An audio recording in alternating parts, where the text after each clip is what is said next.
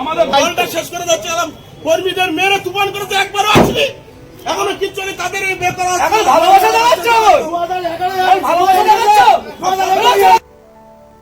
পুলিশের ভূমিকা খুবই খারাপ।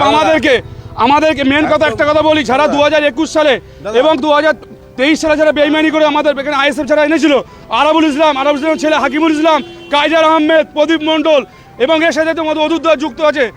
এখানে আমাদের সুস্থ অঞ্চল, আমাদের অঞ্চলে আমরা ভালো পজিশন আছে দেখে ওরা যাচ্ছে যে আমাদের অঞ্চলটাকে আইএসএফ হাতে তুলে দেবে বলে ওরা চক্রান্ত করে ওটা গেম প্ল্যান সাজাচ্ছিল।